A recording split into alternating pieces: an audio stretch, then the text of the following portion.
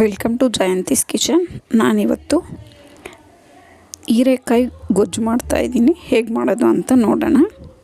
ಅದಕ್ಕೆ ಕುಕ್ಕರಲ್ಲಿ ನಾನು 1 ಕಪ್ಪಷ್ಟು ಎಳೆ ಹೀರೆಕಾಯಿ ತೊಗೋಬೇಕು. 1 ಕಪ್ಪಷ್ಟು ಹೀರೆಕಾಯಿ ತೊಗೊಂಡಿದ್ದೀನಿ. 3 ಒಣಮೆಣಸಿನ್ಕಾಯಿ, 1 ಇಂಚಷ್ಟು ಹುಣಸೆಹಣ್ಣು, 1 ಟೊಮೊಟೊ, 2 ಎಸ್ಲು ಬೆಳ್ಳುಳ್ಳಿ.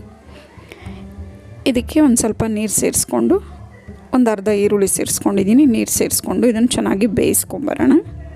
ಕುಕ್ಕರ್ ಕ್ಲೋಸ್ ಮಾಡಿಕೊಂಡು ಇದೆಲ್ಲ ಚೆನ್ನಾಗಿ ಬೆಂದಿದೆ. ಈಗ ಇದನ್ನು ಇದೇ ರೀತಿ ಸೌಟಲ್ಲಿ ಚೆನ್ನಾಗಿ ಸ್ಮ್ಯಾಶ್ ಮಾಡ್ಕೊಬೇಕು. ಮಸಿಯೋ ಕೋಲಿದ್ರು ಅದರಲ್ಲಿ ಮಸ್ಕೊಂಡ್ರೂ ಆಗುತ್ತೆ. ಇಲ್ಲ ಅಂದಾಗ ಈ ರೀತಿ ಸ್ಮ್ಯಾಶ್ ಮಾಡ್ಕೋಬೇಕು ನುಣ್ಣಗೆ. ಇಲ್ಲಾಂದರೆ ಮಿಕ್ಸಿಯಲ್ಲಿ 1 ರೌಂಡ್ ತಿರುಗಿಸ್ಕೋಬೋದು.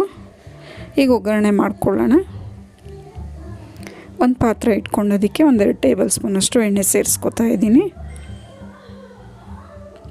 ಎಣ್ಣೆ ಕಾದ್ಮೇಲೆ ಸಾಸಿವೆ ಸೇರಿಸ್ಕೊಳ್ಳೋಣ, 1/4 ಟೇಬಲ್ ಸ್ಪೂನಷ್ಟು.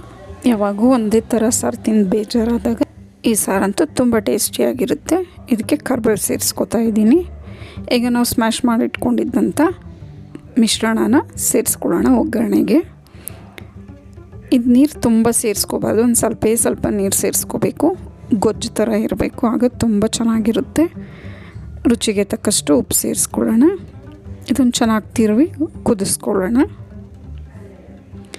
ಇದು ತುಂಬ ನುಣ್ಣಗೂ ಮಾಡ್ಕೋಬಾರ್ದು ತರಕಾರಿನ, ಆಗ ಚೆನ್ನಾಗಿರುತ್ತಿದ್ದು. ಈಗ ಚೆನ್ನಾಗಿ ಕುದೀತಾ ಇದೆ. ಈಗ ರುಚಿಕರವಾದ ಬೇಳೆ ಹಾಕದೆ ಮಾಡಿರೋದಿದು ರುಚಿಕರವಾದ ಹೀರೆಕಾಯಿ ಗೊಜ್ಜು ರೆಡಿಯಾಗಿದೆ. ನಿಮ್ಗೆ ಈ ರೆಸಿಪಿ ಇಷ್ಟ ಆದರೆ ಲೈಕ್, ಶೇರ್ ಆ್ಯಂಡ್ ಸಬ್ಸ್ಕ್ರೈಬ್ ಮಾಡಿ. ನಿಮ್ಮ ಅನಿಸಿಕೆ ಅಭಿಪ್ರಾಯವನ್ನು ಕಮೆಂಟ್ಸ್ ಮೂಲಕ ತಿಳಿಸಿ.